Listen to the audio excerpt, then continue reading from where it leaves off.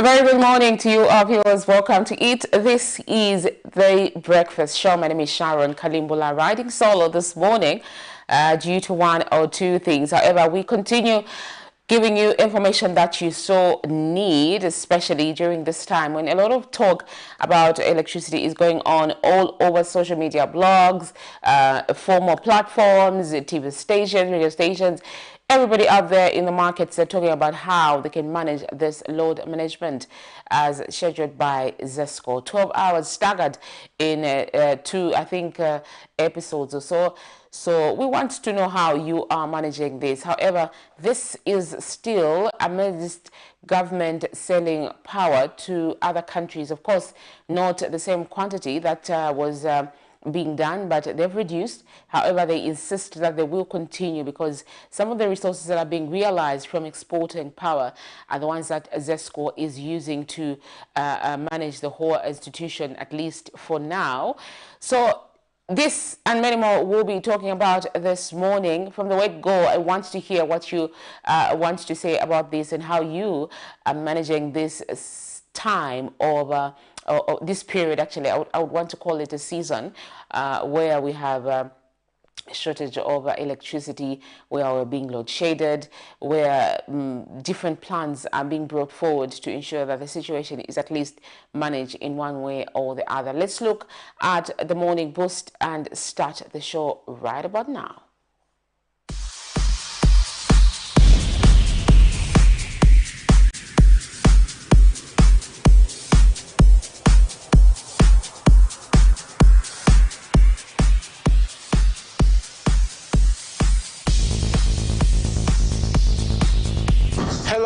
It's me, Harrison, again, aka the Fitness Puppy, here at Chonzi Fitness Gym in conjunction with the Camnet Fitness team. And today we're going to do a step-up aerobics. And if you are the beginner, step-up aerobics, you can do it in a flat ground.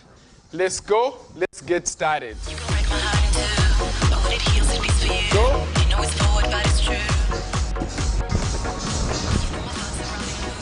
So after this, you start with the warm-up, jumping jacks. Let's go.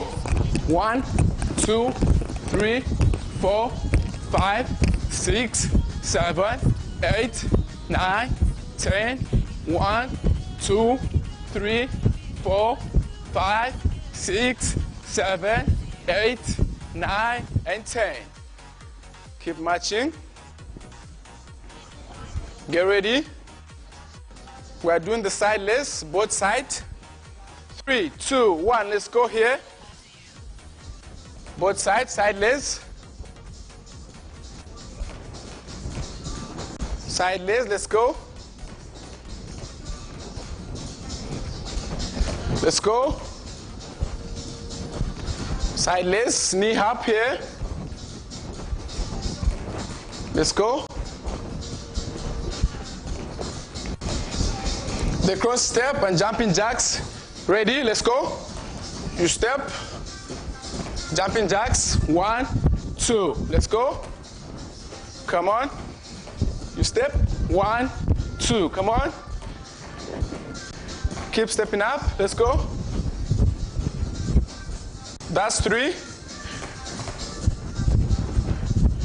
Come on. 4. One more. And 5. Basic steps.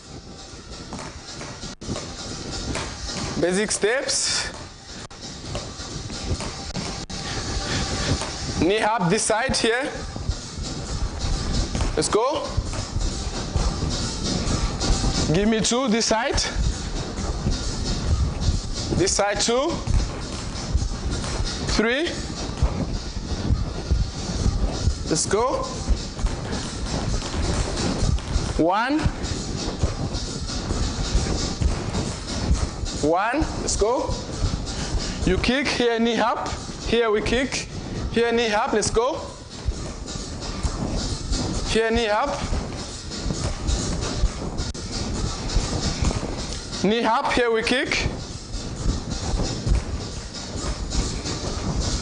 Let's go.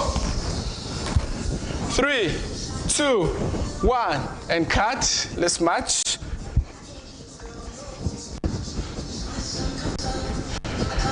Get ready. Back squeeze, let's go. 1, 2, 3, 4, 5, 6, 7, 8, 9, 10. 1, 2, 3, 4, 5, 6, 7, 8, 9, and 10. Okay? Get ready. You close. You come back. We do jumping jack. Let's go here. You cross. You cross back. 1. Come on. Let's go. 1. Let's go. 1. Let's go. This is number 4. Come on. 8 of them. 5. 3 more. Let's go. 1 more.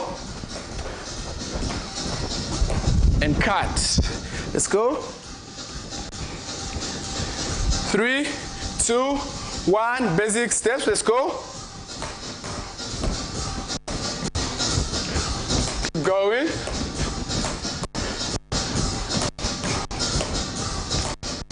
Let's go. Now we tap. 3 taps.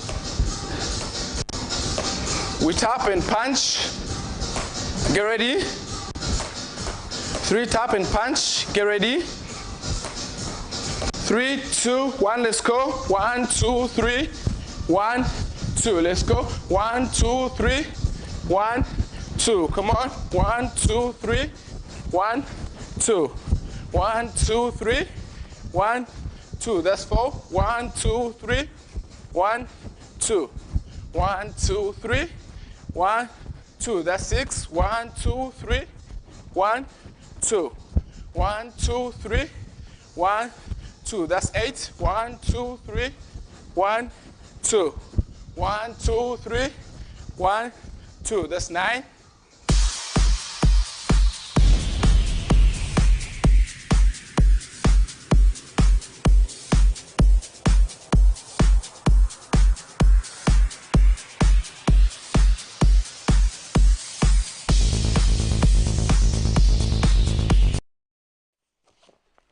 Welcome back. We surely hope that you took your time to flex your muscles. It's always important every day in the morning to do that and start your day at least on that note that will help you to run the day throughout without feeling really tired, without feeling one of those non-communicable situations that we find ourselves in. Like Patrick always says, it's always important to exercise as a means of reading non-communicable diseases. Health practitioners have also advised us to take this route. Let's look at what they've brought for us on the Health Corner.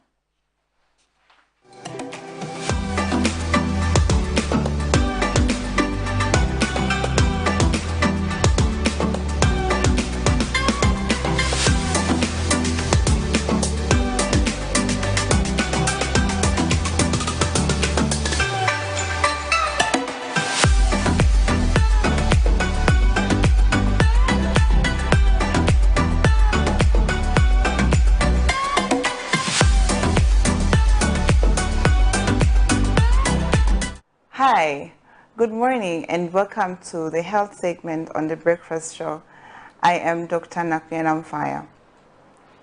So this week we have been talking about diabetes, and yesterday we talked about some of the signs and symptoms of diabetes.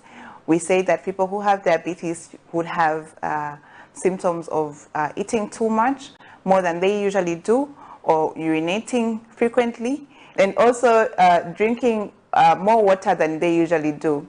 People with diabetes may also have other symptoms of weight loss and eye complications and high blood pressure. So today we are going to talk about how diabetes is diagnosed and how it's managed in the hospital or even at home.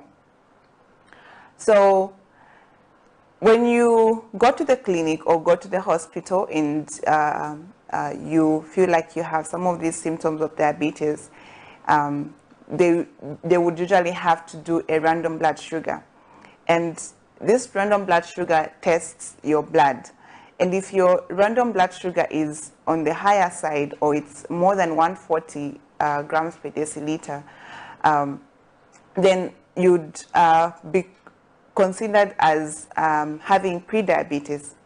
So it would have to be done on several occasions, where they would have to test your blood sugar more than once to be able to ascertain that you actually have diabetes. There are some other tests that are done, such as fasting blood sugar, and this is where you fast from midnight until the following day, and then your blood sugar is checked, and if it's very high, then it means that you might be having prediabetes. And if your blood sugar continues to be high, your fasting blood sugar continues to be high for some time, then you'd be diagnosed as having diabetes. So that is how diabetes is diagnosed. There's some other tests that are done in the hospital, and when those tests are done, they can also ascertain that you have diabetes. So how can diabetes be managed, or is it curable? Is there a treatment for diabetes? So diabetes is not curable. There isn't a specific cure that you can take and diabetes is gone and you are not diabetic anymore. But it can be managed, and there are some medications that are given in the hospital that can be used to control your blood sugar and to control your diabetes. So once you have been diagnosed with diabetes in the hospital, you'll be started on some medications. And with these medications, you have to continuously take them every day. And as you take your medications, you have to make sure that you monitor your blood sugar as well, because your blood sugar can change in the morning, afternoon, evening, it changes. So you have to monitor your blood sugar every day, at least before you eat. And before you eat, whether it's your main meal or your snack, at least check your blood sugar so that you know how much it is. And then you eat and you take your medication. So it's important that you learn how to take your blood sugar on your own, because it has to be done even while you're at home. You will not only be doing this at the hospital, but even at home, you have to know how to take your blood sugar and check your blood sugar, so that you know how much sugar is there in your body. And you can also be writing the blood, the results in a diary, so that you present it to the doctor when you go to the hospital. And once you do that, it's easy for them to be able to monitor how your blood sugar is being controlled at home. If your medication that they're giving you is controlling your blood sugar, or if there's need to change the medication or to increase how much medicine you're taking at home. So it's important that you know how to take your blood sugar even while you're at home. Then when it comes to the management of diabetes, there's something called HbA1c, and this is a test that is done to show whether you are managing your blood sugar well at home.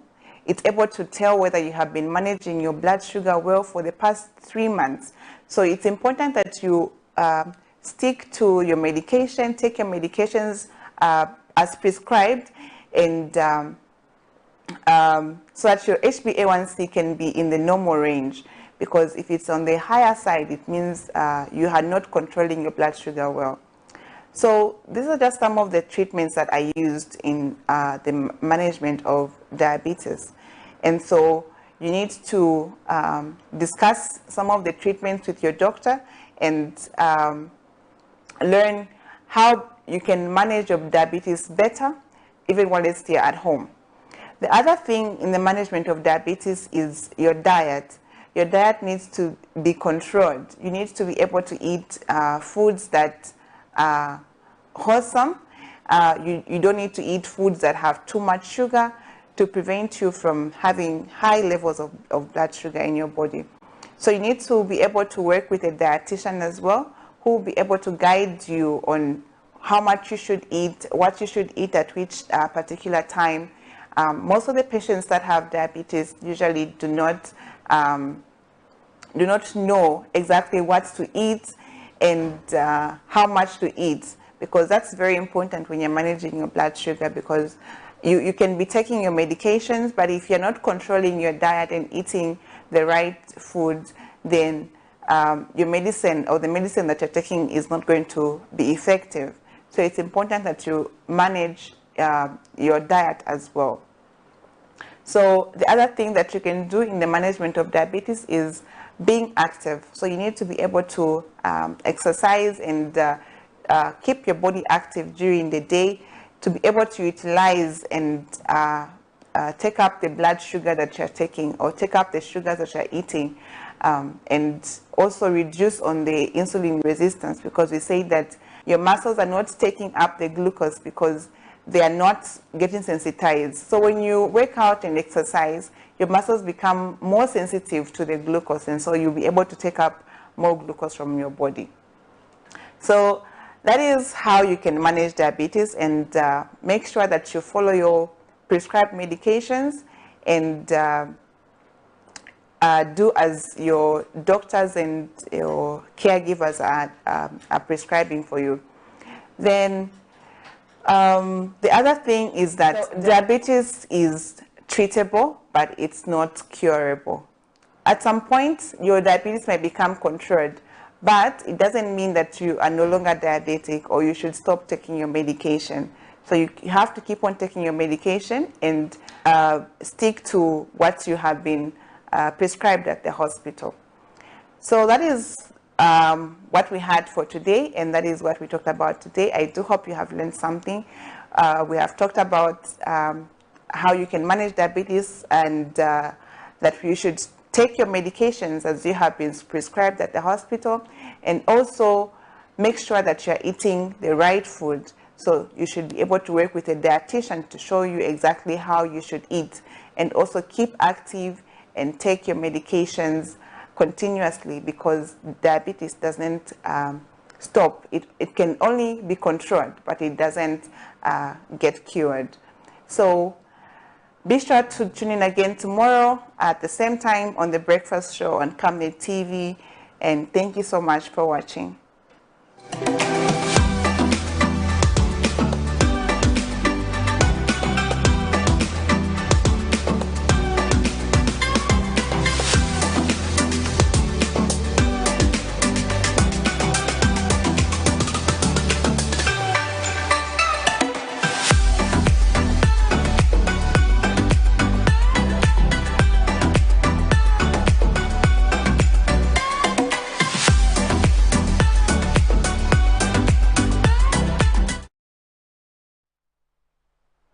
Well, there you have it. Diabetes is somehow a lifestyle disease. She says it's not curable, but it's manageable. Therefore, it's important that you take your medication every time. You may control it, but that doesn't mean that you no longer have it, and it's important that you continue taking your medication.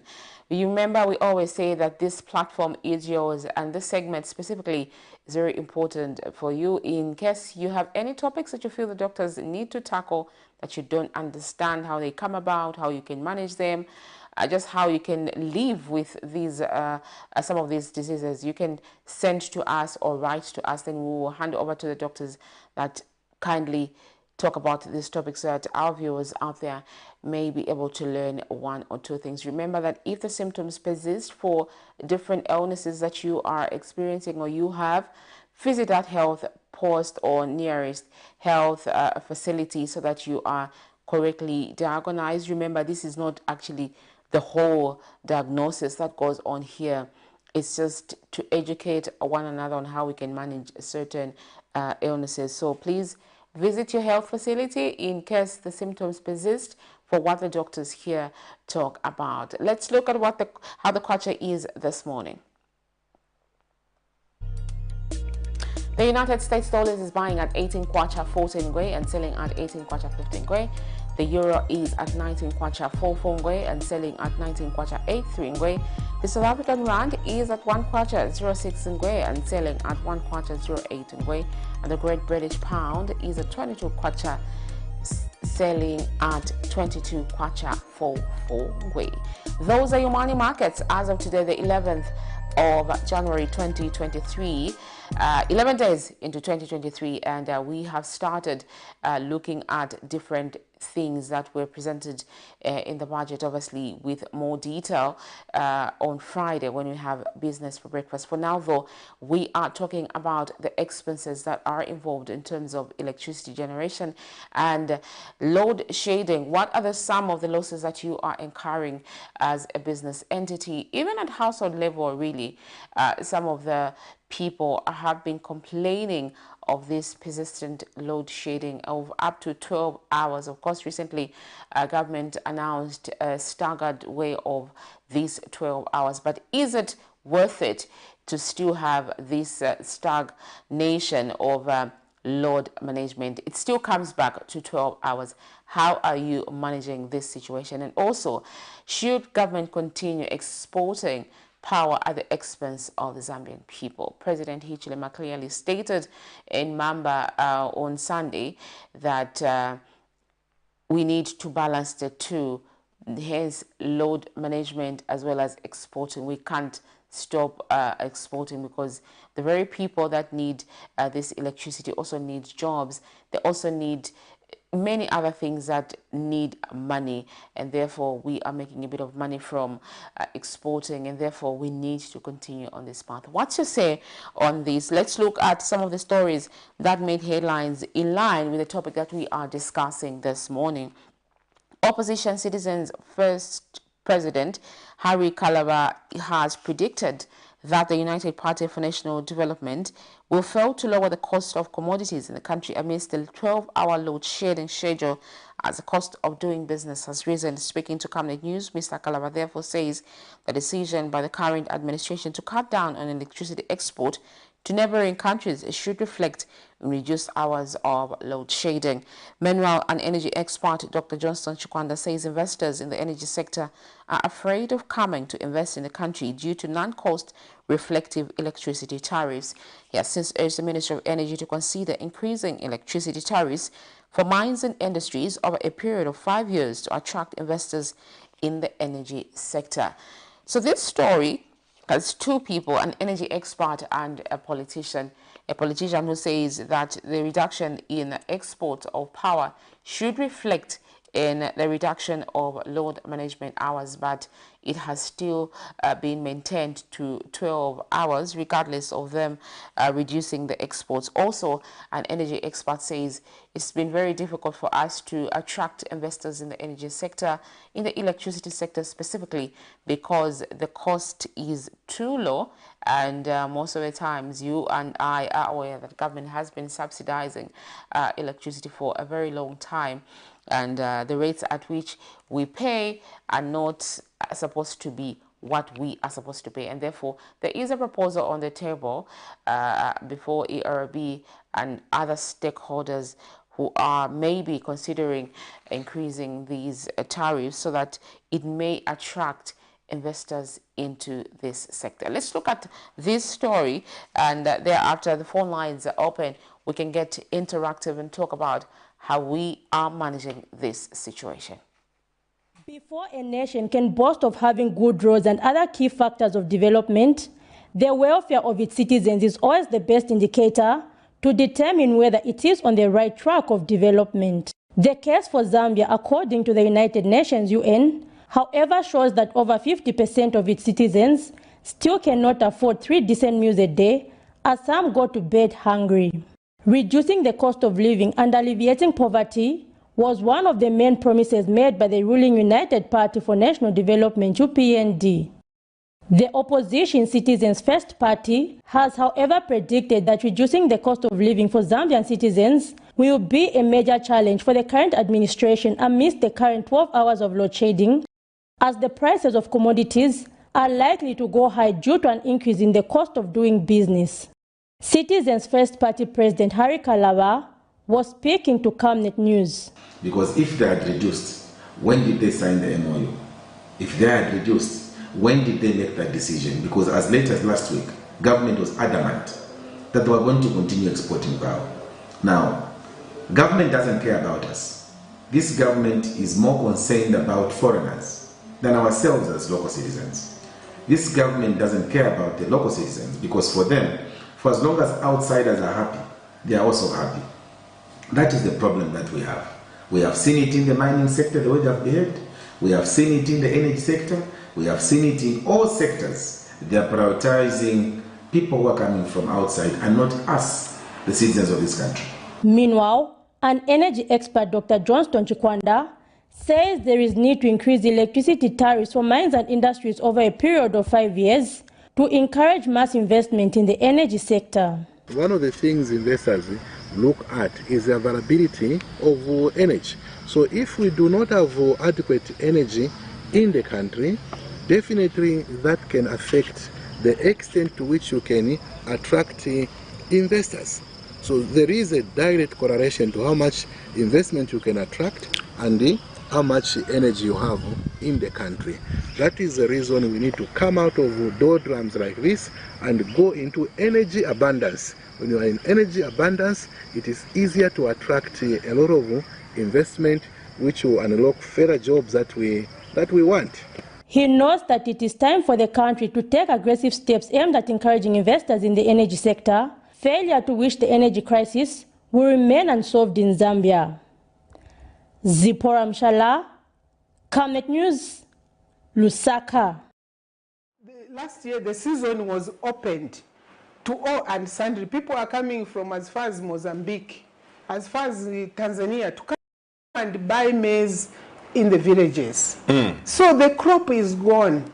What we are eating now is what FRA is releasing. There are going to be floods, there's hunger, and 2023, 2024, the harvest will be at its lowest. And therefore, when the minister says, no, we have enough reserves, it's the same thing like what has happened to the electricity sector. So overall, the performance of this economy is at its lowest.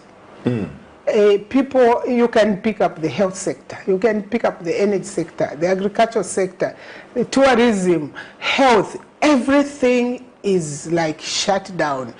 And what is the people's feelings? What are people feeling? You go on the street, there is depression. And that's what worries me. My major worry, and I want to emphasize this, is that there's going to be a critical shortage of food. So my suggestion is this. The president says there's constituency development funds. And instead of building a bridge, a school, let each MP use a portion of that money to urgently procure fertilizer and seed for the people in their areas. It's not just maize. This is a perfect time for planting beans. It may not be maize. Let them source for millet, sorghum, any seed, and give to our people so that our people can have some livelihood. After all, the money is in the districts. All right, there you have it there. FDG President Edith Nawakwi, as well as Citizens First President Harry Kalaba, there giving their opinions on how our economy is and how it should be according to them. But, you know, when you're not in the driver's seat, let the driver do what they're supposed to do. However, we, the passengers, keep calling, say, you know, things like that. And we will continue to do that until we reach a place of safety. So those are some of the headlines that we ran yesterday. You too can have your say on some of those stories. You can also tell us what is happening in your locality, and you may be surprised to see us there paying you a visit. Also, among the stories that we carried, the University Teaching Hospital says it is currently holding to 33 unclaimed bodies which have been accumulating from October to December 2022, as no one has come forward to claim them. In an interview, UTH Public Relations Officer Natalie Mashikolo says some of these died in hospital while others were picked up in various communities by the Zambia police. UTH PRO adds that the mortuary is also keeping the body of an identified man who died in a named lodge in Lusaka, urging those with missing relatives to visit the hospital to check if their relatives are among those bodies. Reporter Mshala was there and covered this story. Let's also bring to your attention a story from Mumbwa, where Kandesha area has been cut off from accessing their farms, schools and health facilities due to the 48-hour rain. Let's look at these two stories.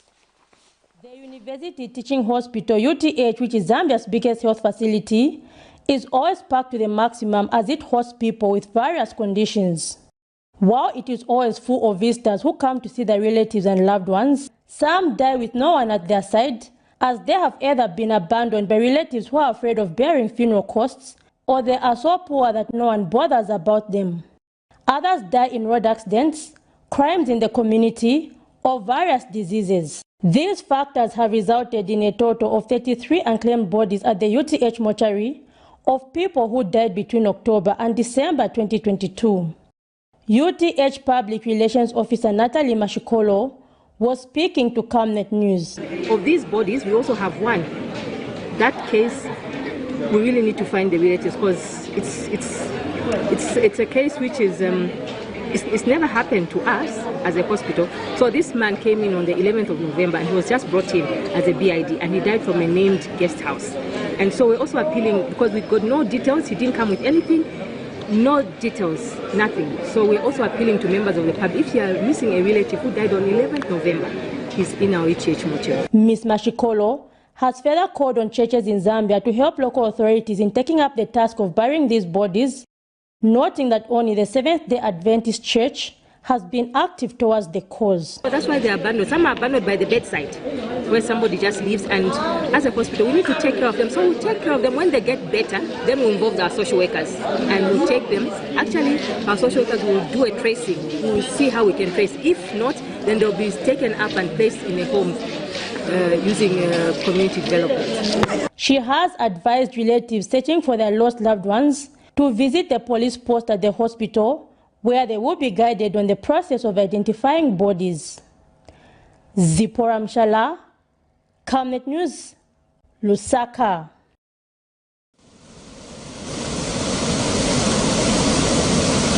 Non-rehabilitation of Kandesha Dam, which was washed away by heavy rains in 2020 in Mumbo district of Central Province, has continued to threaten the lives of the local people in the area.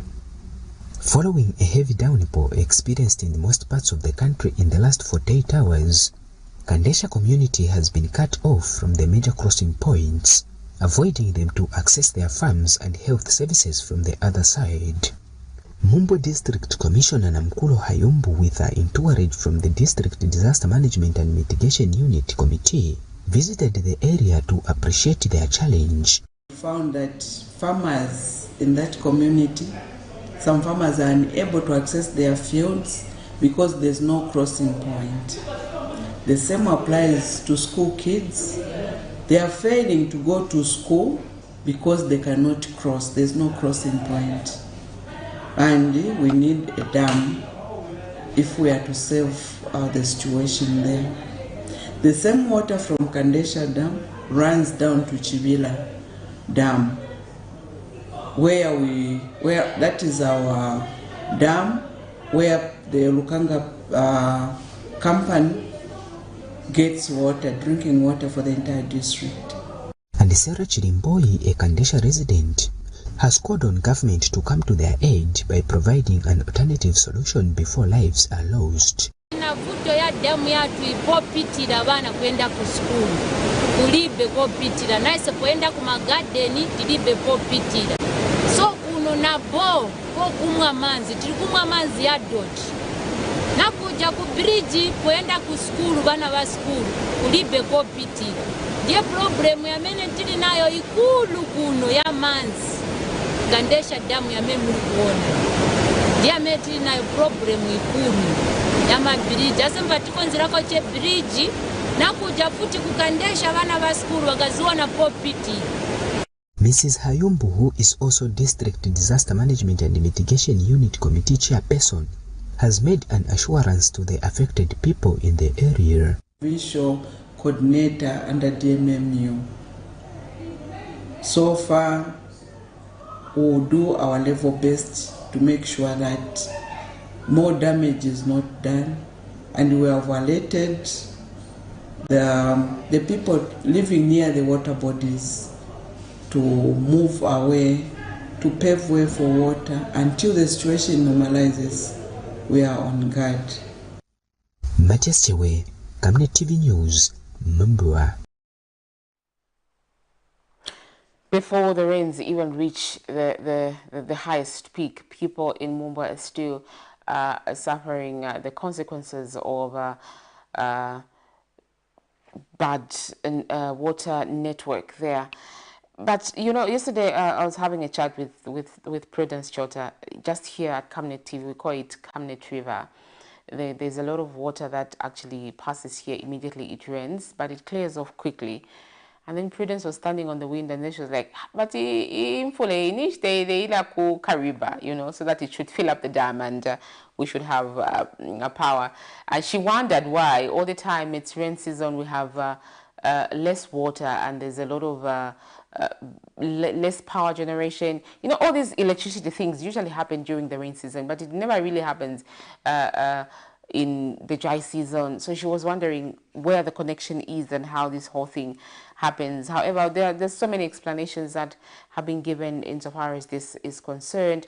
Also on Sunday, President Hichilema, among other stakeholders, were in Kariba, and the revelation there was that they gave our neighboring country, Zimbabwe, we share the Kariba Dam with more water, and we had less at the end of the day. So really those explanations, I'm not sure if at all they even make sense to you or not. Let's get interactive. Let's talk about these things and see how we can actually find solutions. Also, one of the concerns is that when we have this consistent load management, it clearly means that we're going to cut more trees. It actually works against the fight for climate change adaptation. We cannot continue to do this. What is the best way to do it? Gas in this economy? Let's talk about these things. However, let's also look at the stories from the courtroom as compiled by Miriam Kaimbawe, Lusaka Magistrate Court, and the Fast Track Court heard how the Anti-Corruption Commission received a financial intelligence report, FIC, alleging that former Home Affairs Minister Stephen Kampiongo and his wife, Wanizia Chira, had built a house in Eureka way above their earnings. Let's look at these two stories. Since his arrest in 2022, former Home Affairs Minister Stephen Kampiongo has continued appearing before the Lusaka Magistrate Court on corruption-related allegations.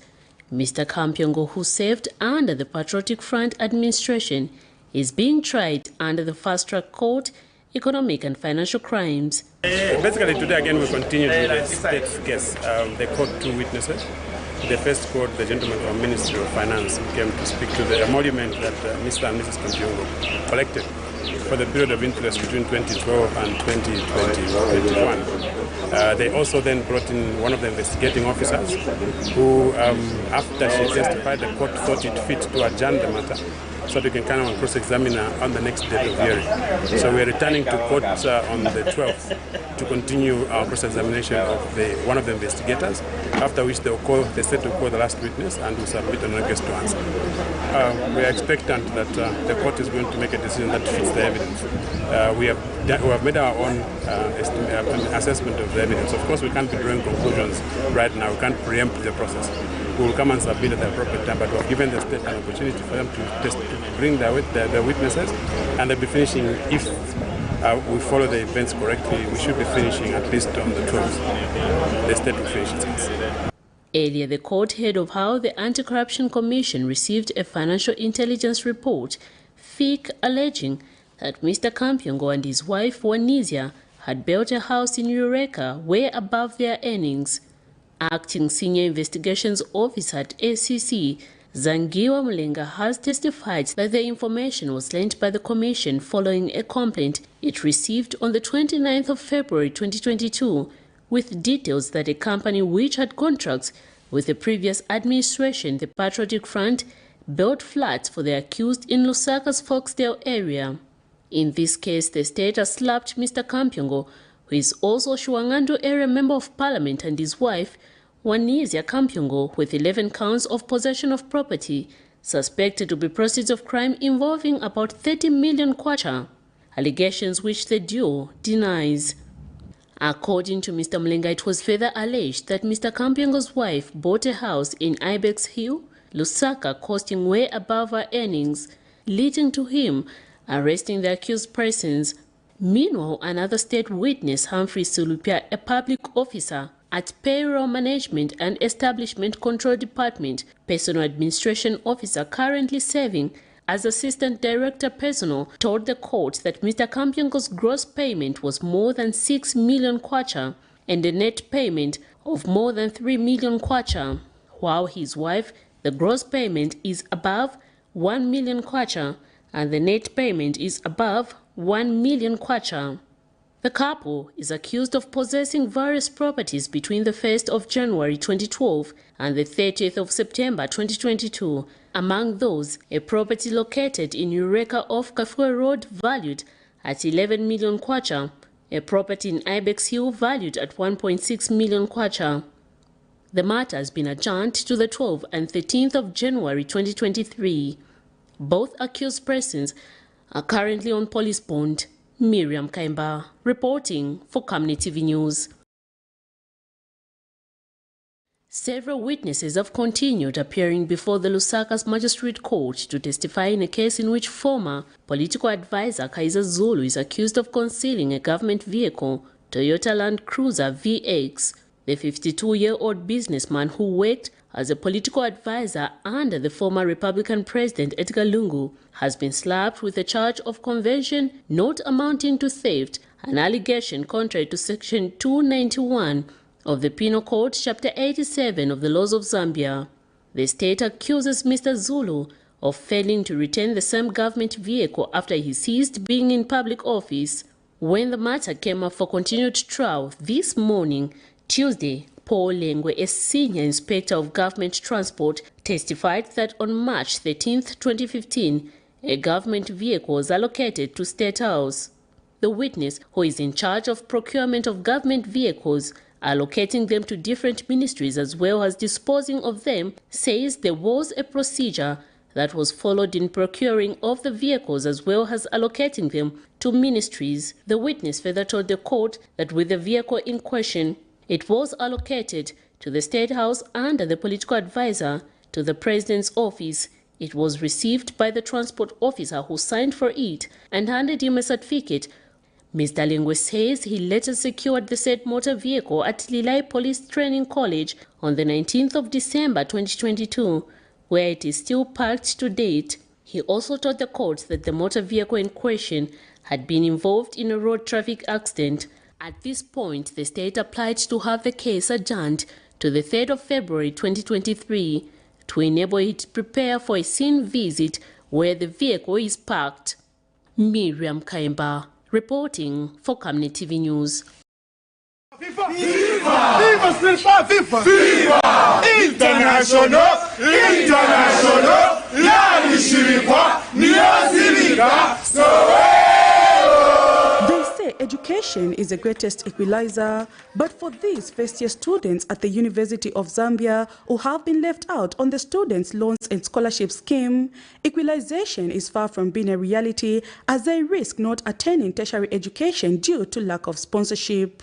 Over 4,000 students applied for sponsorship during the 2022 to 2023 academic year, but only 2,000 students have been selected, leaving out about 2,018 students. Some of the affected students Tuesday morning paid a prompt visit to the University of Zambia Student Union with the hope that the union can engage the government over the matter. In tears, these students had a word of plea to the president. Right now, because we can't manage to afford the fees.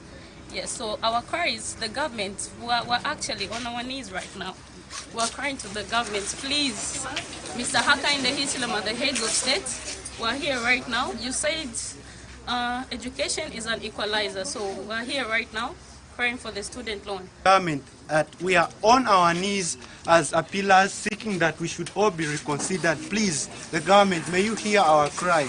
We are crying to you. We have no other hope, for we have lost hope. We are coming from the village, so we should not be judged because those who go 6 points, 5 points, they are coming from schools, expensive schools where they had a good learning environment. For some of these students, this year is their last to qualify for scholarship, considering that they have been applying in the past but have been left out, and hence calling on the government to look into their plea. The government should consider some of us, especially us who completed in 2018. Last year was our last year to apply for any loan at any institutions, because this year we are no longer eligible to apply for a loan according to their terms and conditions they adhere to. But sadly, I was left out on the student loan. In last year, I was also left out on the student loan. But please, government, this is my last time for a student loan. I plead for you. Please, just help me. Where I come from is very bad. Youths, they are destroyed with drugs, different things, kind of stuff, group influence. Please, government, I don't want to be in such things. Please consider me. Ndunzasu Union has challenged the government to stick to its campaign promise of supporting more students in higher institutions of learning. Increase the number of students that were awarded loans so that they can continue their education. Other key players, stakeholders, such as civil society organizations, non-government organizations, and as well as other players that can come on board, or individuals in short. Please come on board and support our vulnerable students. These, they have chosen to be doctors, they have chosen to be teachers, they have chosen to be farmers, agriculturists to say, or maybe economists. So you cannot come with your point to say let them go and do what we call skill training in other facilities. That is unacceptable. With government introducing free education from primary to secondary level, the number of pupils completing high school hoping to attain tertiary education is on the rise, and government cannot continue sponsoring the few numbers they have been selecting in the past 10 years. It is hoped that the government will find an alternative way of absorbing more students on the program if the free education policy is to really have an impact on the Zambian education sector. Prudence Chota, reporting for Camnet TV News. Touching story there from the University of Zambia first-year students. We surely hope that government or the relevant authorities will look into that. It's a small number of students, about not as much anyway. Let's hope they will look into that. Let's take a short break. When we return, we continue the conversation.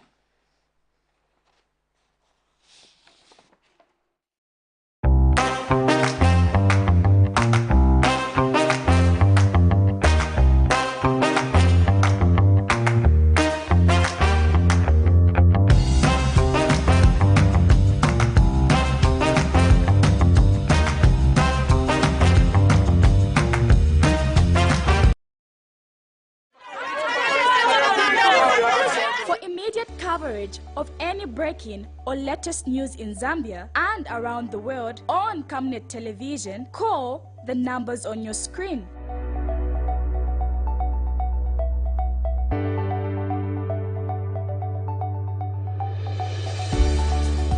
Camnet television, bringing to your screens fair news, impartial news, credible and reliable news all the time. Get the whole truth on Camnet World News.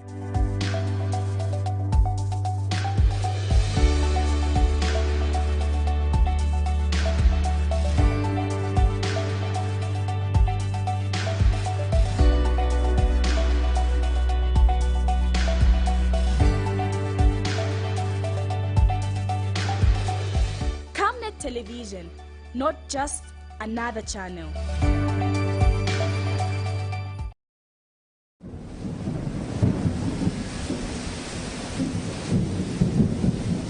Good news, good news. The rains have started. You need to plan your future. Generation wealth is the way to go. has grafted avocado plants fruiting within 2 to 3 years for sale at only 90 kwacha each, and ordinary avocados at only 45 kwacha each. Contact us on 0979 753010 or 0962 965 883. We are open from 8 hours to 17 hours Monday to Friday at Healing Word Ministries International in Ibex Hill, opposite Hilltop Hospital.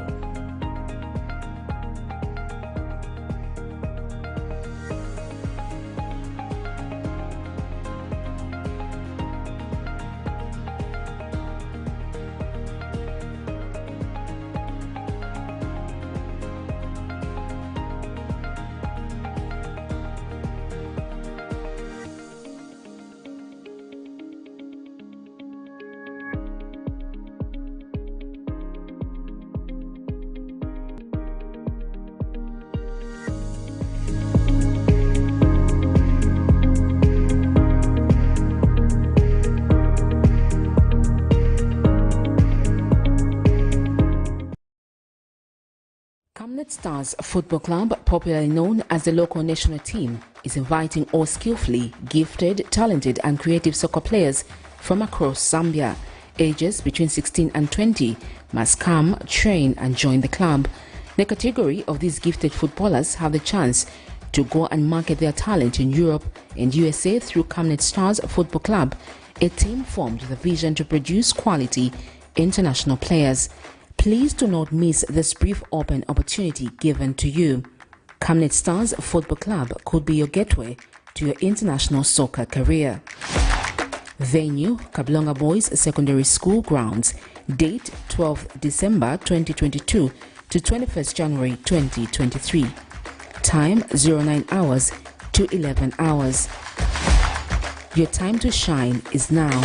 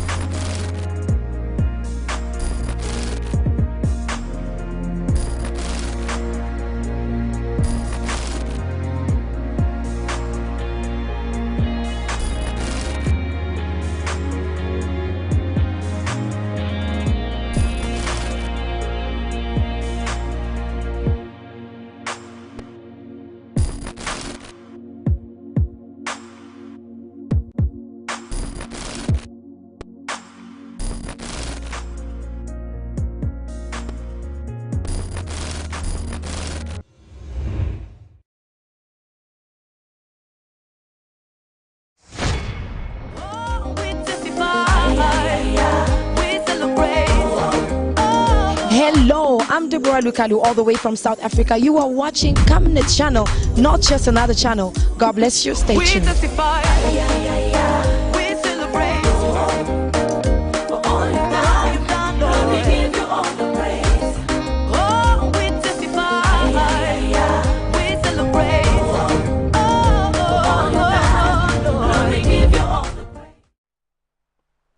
All right, welcome back. You are watching the Camnet Breakfast, and that's where we are saying our bye-byes this morning. Join us again tomorrow for yet another edition of the Breakfast Show. Good morning.